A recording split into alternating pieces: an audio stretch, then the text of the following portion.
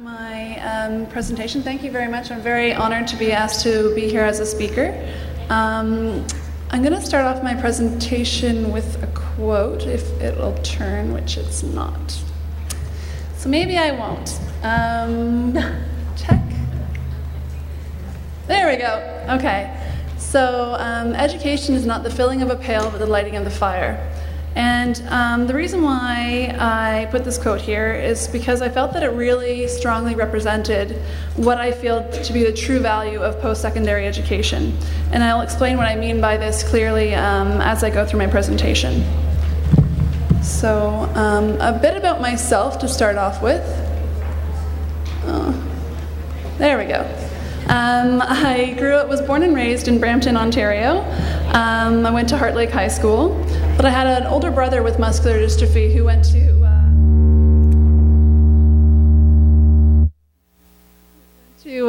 Carleton University in Ottawa. And being a little sister, I kind of followed him there because it was very accessible and he told me great things about it. So I did my Bachelor of Science there in Environmental Science. And when I finished school, I still didn't really know what I wanted to do, but I had a very deep passion for the environment. And like many people who graduate from their college or their undergrad, they're not exactly still sure what they want to do. And I ended up in a job that I wasn't necessarily passionate about, but I learned a lot about. And then I came across my dream job, although I didn't know it at the time, and I started working for the Canadian International Development Agency. And through that, I realized that I couldn't get hired on full-time permanently until I had my master's degree. It was just part of being in a policy branch. So I looked around for the best programs, and I ended up going back to Carleton University to do a Master's of Arts in Public Policy in the Innovation, Science and Environment stream. So I did my master's, and I got my full-time job, and I've been very happy ever since. So that's just a little bit of background about my educational past. So for me, looking back on my education, I've really seen that education has been more of a stepping stone for me and an avenue to achieve the things that I've always wanted to get out of my life. First of all, independence and advocacy skills. It takes you out of your comfort zone and forces you to become more independent and take charge of your life. Whether that's through your course schedule, arranging your transportation, setting up and accessing the different supports that are available. And especially if you're going to be living in a college or university residence, you really have to take care of the stuff that maybe your parents or family members take care for you, for like laundry and food and the real life stuff. And this all, in the end, translated to me for having much greater and increased self-confidence. By the end of your college or university experience, you know that you can take care of yourself and can handle new situations. What used to be kind of frightening before, and becomes no big deal and you're ready to take on new challenges. Another thing that I think was extremely valuable in my educational experience was the lifelong friendships that I made. Making friends can sometimes be difficult, especially if you have a disability, but this puts you in situations where you're around people with similar interests, whether it's the same courses or the different clubs that you join while you're there. This can translate into friendships that last throughout your entire life. And of course, it can also help you to find a job.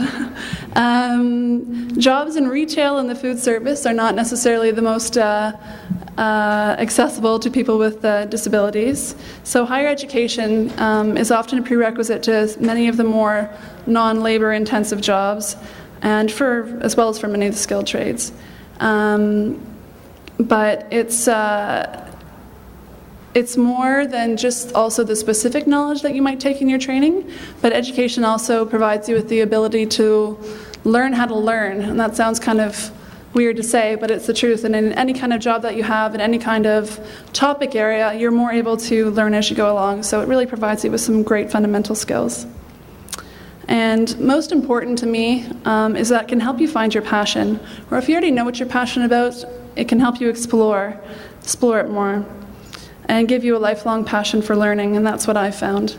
It might not end up being what you do for your job, It might be something that you do to volunteer on later on or just kind of rounds out your life.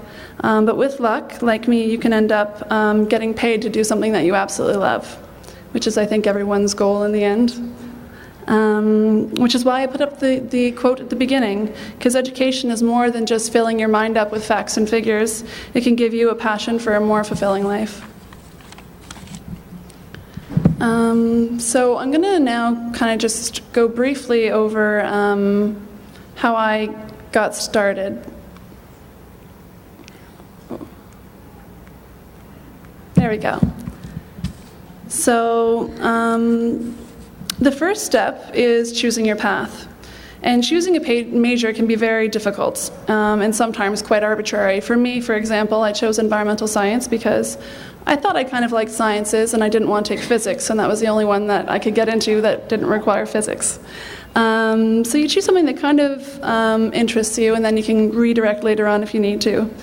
If you can, taking programs with cooperative opportunities are great because they let you see the value of your education actually in the workforce. But then they can also let you know what kind of supports you might need later on for when you actually do find a job. And so it can be less intimidating when you do go for a job to kind of know, I'm going to need modified work hours perhaps, or, attendance services at work. It can be very helpful. The next thing is to set reasonable but challenging goals for yourself and to take advantage of the supports that are available. Often most educational institutions have a wide variety of supports, so it's really important that you take advantage. Engage in extracurricular activities as much as possible.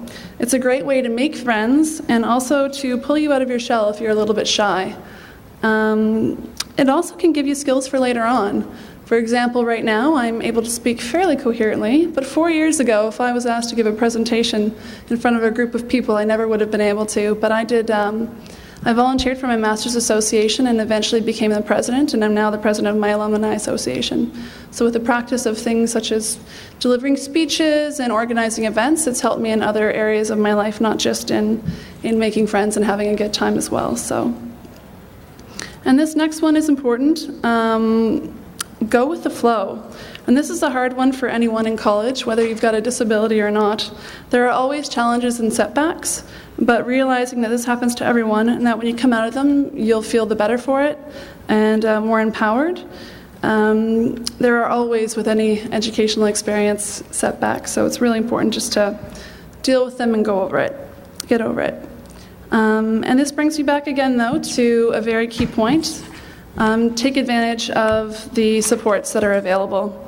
And whether they're formal school service supports, such as financial, technical, help with note-taking or tutors, which I believe Isaac will probably discuss later on, to the informal, which is family and friends, a willing ear, or people who can provide encouragement and advice, which I think Nancy will elaborate on perhaps.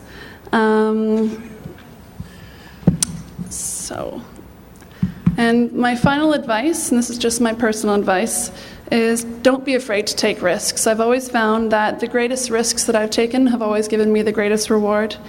Take advantage of any opportunities that can be presented. Even if you're not sure if it's possible because of, you're not sure about accessibility or any barriers like that, I find if you explore them, sometimes you might be surprised.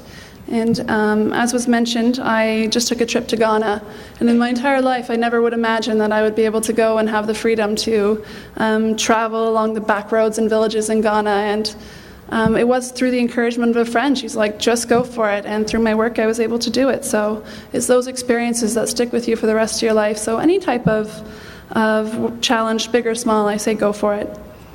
And higher education is more than courses and exams, but it's a way to enrich your life in many ways. And although we might not be independent in body, we can always be independent in mind. So I say explore your mind to the fullest and light the fire. Thanks very much.